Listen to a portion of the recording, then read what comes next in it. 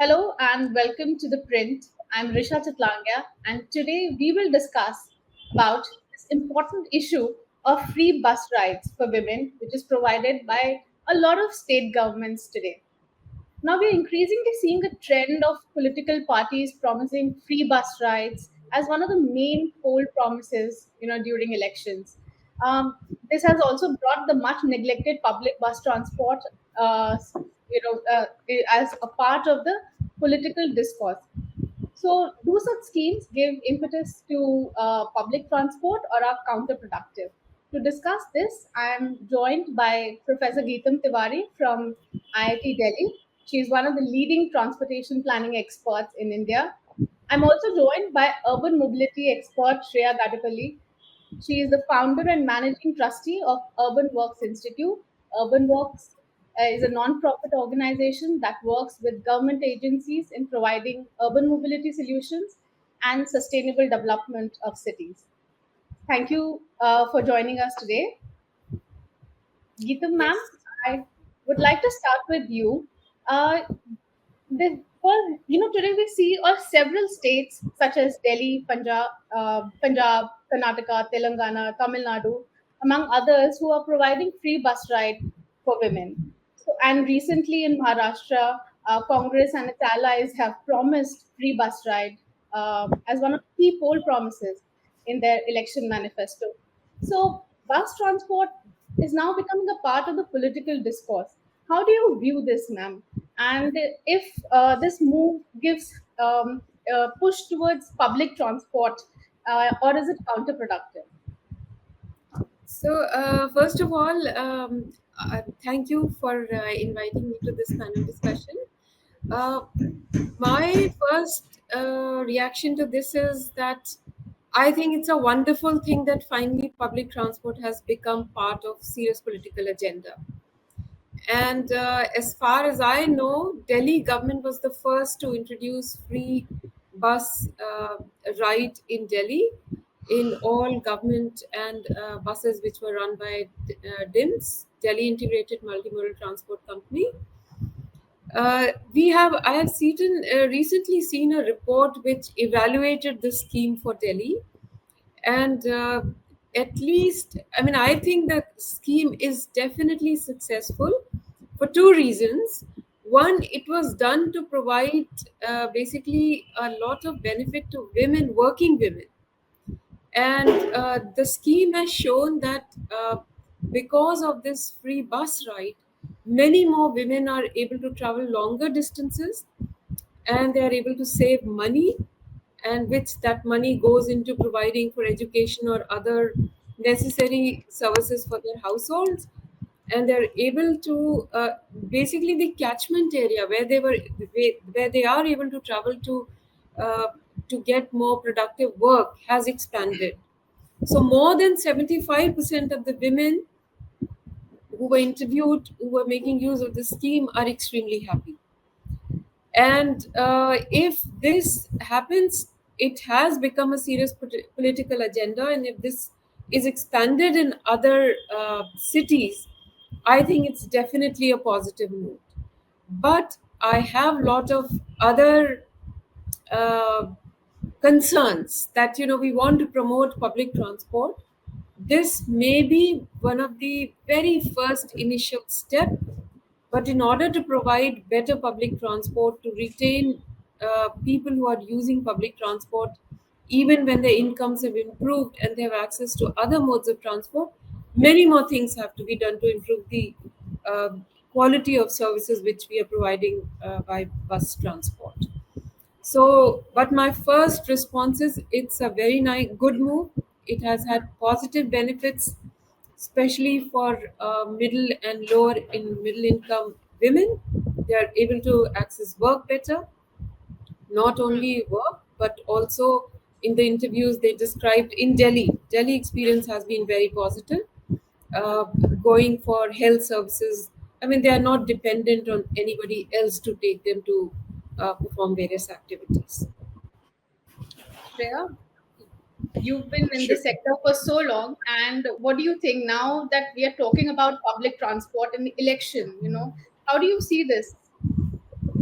So, like Geetam Tiwari said, free passes for women is, I think, is a fantastic idea, and I'm glad more and more states are considering the idea.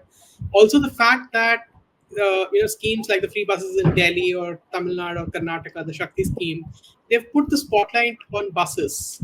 I think it's extremely important that buses have not even been in the agenda, and at least this scheme has put the spotlight on buses, and other issues about buses are coming forward or coming forth, which I think we need to address.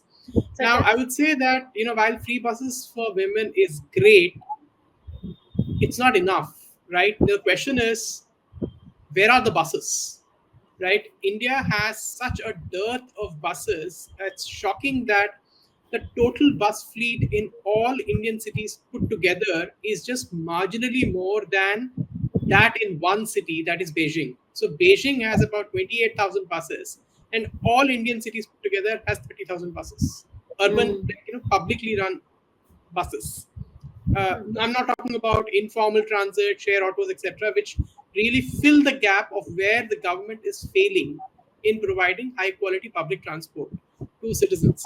Like, take any Indian city, like, no Indian city really has more than 50 buses per lakh. Like, the Ministry of Housing and Urban Affairs sets a benchmark of 60 buses Mm. lakh citizens. hmm, No city has more than 50, and in reality the average number is 10 in India, right? So, and meanwhile, if you look at the best in the world, whether you take Singapore for a population of about 6 million has 6,500 buses. London for a population of about 9 million has 9,000 buses. Like, cities across the world have on an average over 100 buses per lakh.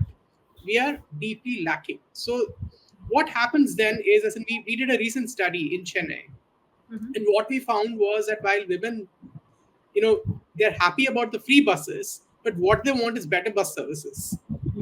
We did multiple focus group discussions where we found that lower income women who would benefit the most from free buses actually end up taking 2 out of 3 times a shared auto rickshaw, because the bus is not there, which means that they end up spending their money, even though technically their transport should be free. They're not.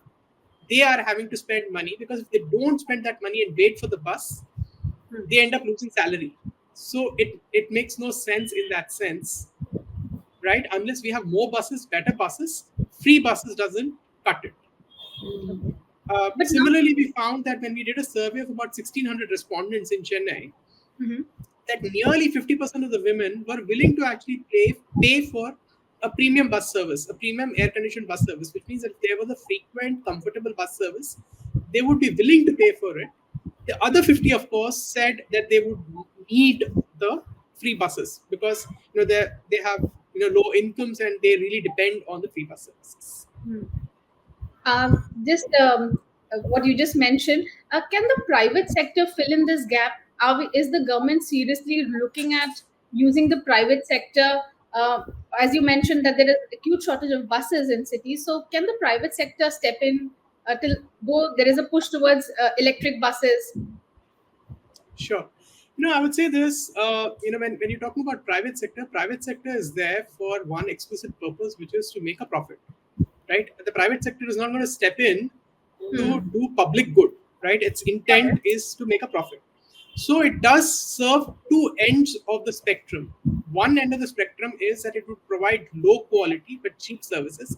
This typically tends to be the shared auto services, right, which people get. The other end of the spectrum potentially is, say, something like the Uber bus or others, where they're providing extremely expensive bus services which are outside the Hmm. ability of payment, like outside the affordability of the majority of people. Hmm. The midpoint, the sweet spot where it is affordable but high quality and dependable and is everywhere, right? Not just in a few corridors but everywhere, happens only when the government steps in and ensures that such a service exists. Now, this doesn't mean that the bus needs to be run by the government. For example, DIMS buses in Delhi are run by the private sector but under public oversight. So I think the question is, yes, the private sector can be engaged, but the onus of ensuring affordable but high quality public transport falls on the government. I was looking at the data, the budget of various state governments. So it is somewhere between 400, 500 crores to 3,000 crores annually is what they have to give as subsidy for this free bus ride scheme. A section of people would say that it's putting, as ma'am also mentioned, it's burdening the exchequer, but some would see it as an investment. So, Shreya, first you and then maybe ma'am, do you see it as an investment? This 3,000 crore, even if states have to shell out 3,000 crore, do you see it as an investment in sustainable development of cities? Absolutely. And I would say that this is an investment. This is not a subsidy. As in, buses always are seen by those who are sitting in cars as if, they're wasting their tax money. But we've done some very interesting work in this regard. I and my team at Urban Works has done very interesting work where we ask the question, who's really getting the subsidy, right? So we analyze the budget of Chennai, and we did not look at only the money that is going into buses. We looked at the overall transport expenditure of the government for a period of 4 financial years. And what we got was very interesting data, right? And I think it's extremely important to look at the overall transport budget, not just the money that's going into buses, because one often ignores the fact that car users also get a lot of subsidy. Now you might say, how? They're not getting any money from the government, but it is in the form of road infrastructure and parking. Now, let me run you through the calculation very quickly that we did. Now, Chennai has about 1 million plus cars, and they average about 20 million kilometers every day, right? 1 million cars doing 20 million kilometers every day, 2 crore kilometers every day. But they transport only a little over 2 million trips in a day. Like 2 million people actually get transported. On the other hand, the city's 3,500 buses average about 7 lakh kilometers, which is the equivalent of about 2 million car kilometers, right? Because buses are larger. So keep in mind, 2 million car kilometers as far as the buses are concerned, 20 million car kilometers as far as cars are concerned. But buses transport twice as many people as the cars do in the same city, right? So they're actually using only 1/10 the road space.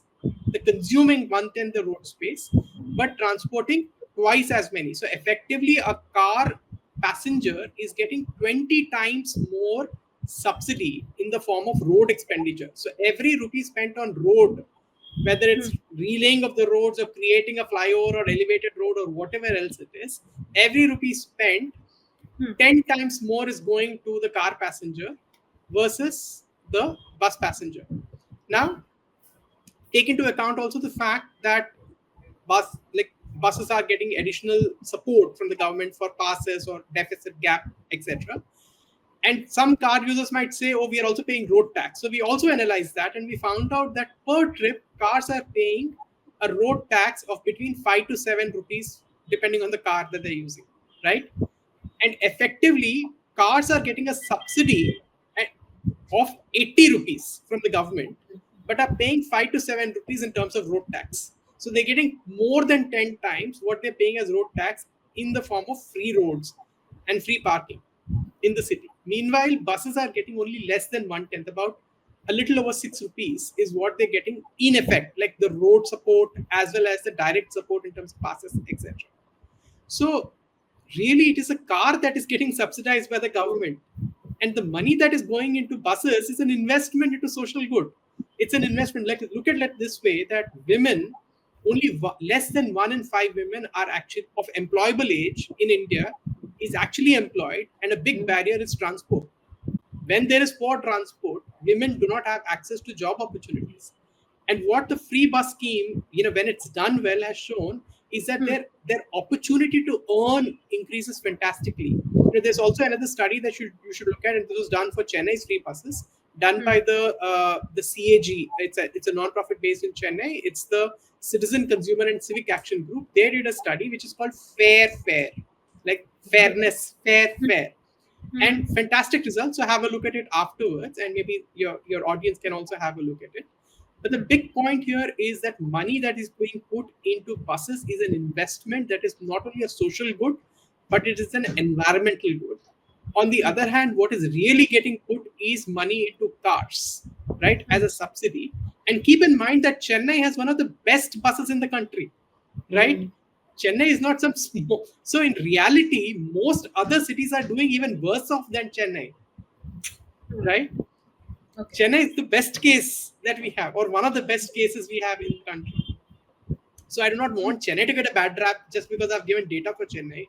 In Hmm. reality, if you look at cities like smaller cities, Lucknow, Jaipur, like these cities don't even have like a bare bones bus services.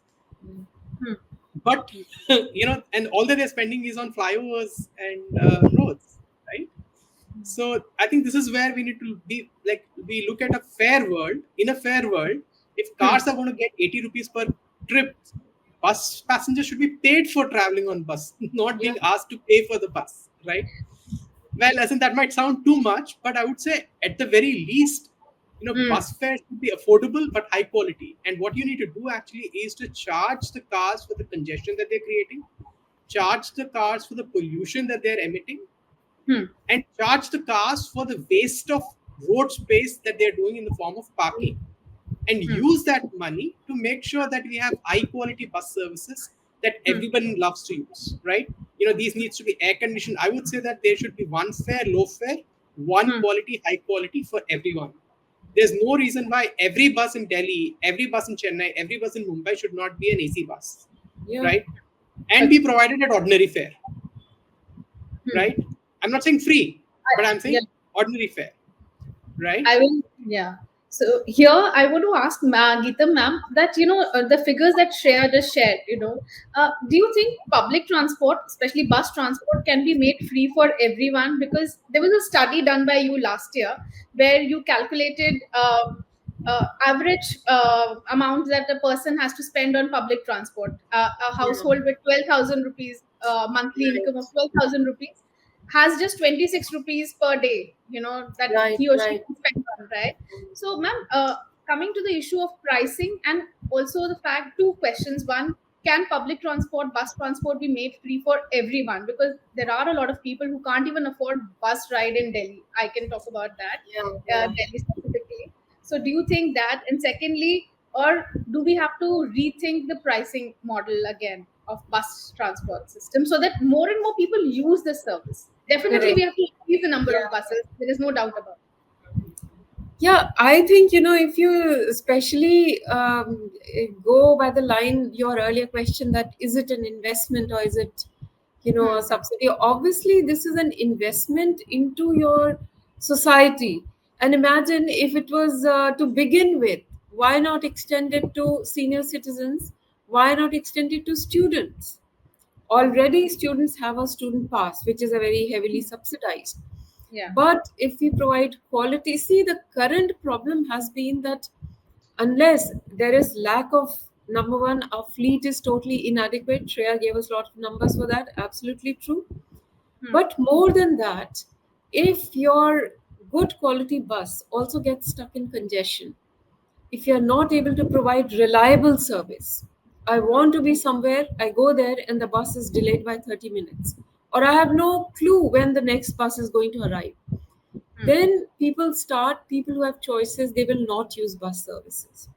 And that's where we are getting into problems now. So quality bus service, not just subsidized, etc., but if we are able to meet the reliability, the economics that one gets from motorized, using personal motorized two wheelers, which is extremely inexpensive, very fuel efficient, we will not be able to attract that our young population, which is now more and more shifting to motorized two wheelers. Everything looks good for motorized two wheelers except the risk that comes with motorized two wheelers. Almost 45% of our city road traffic deaths are motorized two wheelers now. Really heavy price to pay. Hmm. So, to answer your question, can it be extended to all? I would Hmm. say let us at least begin by extending it to more groups: senior citizens, Hmm. students, college going students, because Hmm. if we are able to attract that group, that's huge social benefit. Hmm. Then we have to come up with some very thoughtful financial schemes for the states, because at present we do know that at state level and at city level especially, Hmm. municipalities do not have enough revenues coming in. So they are finding, if the transport is a state subject or a city level subject, the governments are finding it difficult to finance it. So we have to look at some innovative mechanisms how this financing can be done to the to municipalities and to state level governments, so that they can start providing better quality bus service. And one more point, that quality bus service is not just about bringing AC buses. It is that whole details we have to figure out. How do you reach a bus stop? Mostly it's walking. So Yeah. you have to invest in walking environment. Then where the bus stops are located, how safe is the crossing where commuters are crossing the road either before boarding or after alighting. So it's all these little details which go into creating a quality bus service. And I think it's really high time we really start paying attention to that. And we should really use this opportunity that bus Hmm. has become a election agenda, and Hmm. really use this opportunity to really push that it is not just free bus, that now we should talk about quality bus service. And eventually, yes, if we have some sound financing for the city and municipalities and state level governments, why Hmm. not provide free bus service? It is an investment.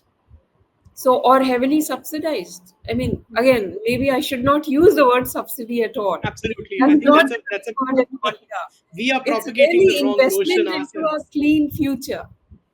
Hmm. Shreya, are there any international examples that maybe Indian cities can adopt when it comes to providing free bus ride? I mean, do we have international examples where So cities are providing free services? the examples are of very small European cities, and I don't think they can be seen as being a template necessarily for Hmm. Indian cities. But I think Okay. the bigger point to make here is that they need to be affordable, right? And they need to be competitive. For example, oftentimes, and I would say that the competitive price is half the cost of using a two wheeler. Like Hmm. if buses cost half the price of using a two wheeler, Hmm. most people who are on two wheelers would prefer buses, especially if those buses reach on time. So I actually use this structure of 555, the triple five quality of service. Hmm. 5 minutes to a bus stop, get a bus within 5 minutes of less than 5 minutes of wait, and Hmm. reach your destination without a delay of more than 5 minutes. Right? If such a service is provided, the Hmm. vast majority of people are actually willing to use buses, and we've actually done found this through actual surveys. Like one recent survey that we did again in Chennai, we Hmm. found that of the existing bus users, 100% of those who have to walk less than 5 minutes to a bus stop, which is 250 to 300 meters, Hmm. are satisfied with accessing buses. Hmm. And nearly 100% of people who have to walk for a kilometer or more, and there are a lot of people who still have to walk a kilometer or more to reach a bus, are Hmm. dissatisfied with bus services. They're looking for opportunities to get out of the bus, right? So, our sweet spot is get a bus stop within 5 minutes of wherever you are. Second, again, we found very similar data that Hmm. those who have to wait for less than 5 minutes, like areas where there is higher frequency, and in Hmm. Chennai, it happens to be about 50% of people actually have access to high frequency services. The other, and about 40% of people in Chennai do not have access to any bus service, right? The bus physically doesn't go to their anywhere near their vicinity. Hmm. If that doesn't go, then they cannot use the bus, right? So first of all, we need to have 100% coverage Hmm. of bus within 5 minutes. That bus needs to be frequent with this 5 minutes, less than 5 minute wait. And that Hmm. bus needs to be reliable, which means that we need to ensure that when buses are 20 times more efficient than a car, Hmm. in terms of road space usage, there's no reason why every place where buses are getting stuck, it should not get an exclusive lane to ensure that it cuts through. And not only is it good for the existing bus users, it is actually an invitation to those who are in cars and two wheelers, especially those who are on two wheelers, to shift to buses, right? And so again, our survey data shows that if buses are time competitive with two wheelers, pretty much every two wheeler wants to shift to a bus, right? If buses provide them very similar door to door time competitiveness, they are willing to shift to buses. This whole issue of BRT, basically, what you dedicated lanes for buses. Do you think, or maybe I should rephrase it, that how can we convince people that BRT as a concept is good? Do you think people can be convinced on this issue? Geetam ma'am, and like, okay, Shreya first. No, no, no. Plus, like I think Geetam could go ahead and answer that first. You've seen the Yes. experience in Delhi. I mean, I think it's a tough thing. It whatever happened in Delhi, but now you see same thing happening in Pune, and there is talk in Indore. So we really have to rethink how we convince people. I think we have to have much larger community. First of all, talking about buses, Hmm. and for all these, how buses are addressing many concerns. And then actually we do need a lot of groundwork, working with a lot of detailed work with communities, with different income groups, with commuters, who start actually demanding that we need exclusive lanes here because this is where we are getting delayed. We haven't been able to do that. I think Delhi experience was that, actually the all bus users were extremely happy, bus drivers were happy, the buses were, even in that 5 kilometer, made a huge difference, and of course the car lanes were full. But the question is that even after removing the bus lanes, that section is still full, and now you don't have any options even for ambulances. They are getting stuck. Yeah. So, how we convince a larger community is where we really have to work. We were at that time able to convince a few set of, I would say, politicians and bureaucrats, Hmm. and whatever, that there was, I think, again, there are so many other complexities in an issue like this. Because today, wherever we have this discussion, even when we are trying to discuss about creating safe walking paths, safe bicycling, and many more people talk about it now, and we do have a lot of design details, but the traffic police still is stuck with that we cannot give even an inch of car space. So how do we manage this complex environment? I think, we need much larger community to start have this discussion. We've already had about, I would say, almost 20 years we've been talking about this now. Yes. It's And very the only thing I can say that we do have more people talking about it. Hmm. Much younger people are also very convinced and talk about it. Hmm. But eventually doing it on the ground and bringing back. Hmm. So that's why I said that since bus transport is becoming a political agenda, and slowly how we then start selling the idea that you talk about buses, but how about reliable buses? Hmm. And with small sections where probably there's little less resistance from cars, we start, introducing and talking about it. Because actually, one very interesting experience that I can share, that in 2014, 2013, when there was a public interest litigation against Delhi BRT, the Mhm. court gave a really excellent judgment. After listening to everything, of course, the court dismissed the PIL, said it doesn't stand any ground. And in the judgment, the judge wrote, the day is not far that Hmm. all Delhi roads will have to be designed like this because we do not have many choices. And he was referring to this as number of cars and people increase. Your road space is not going to increase. So you will have to give priority to transport system which is carrying more people. Yeah. That was a good judgment, but you see what happens with the at Yeah. that time the political agenda, that with the But we change of can. got rid of it. Yeah. So now I think this is an interesting thing, and I think we should be kind of be wary of this also, Hmm. that simply in the name of public transport, if only free bus is introduced, Hmm. then I think we are losing public transport battle. Yeah. I think we really have to bring the debate of efficient bus services, reliable bus services, and making it very clear free bus is good but not enough. You have to bring back other things. And Shreya, then your see how we can get exclusive bus lanes. Yeah. Shreya, So, your final Risha, comments the on. point is very clear.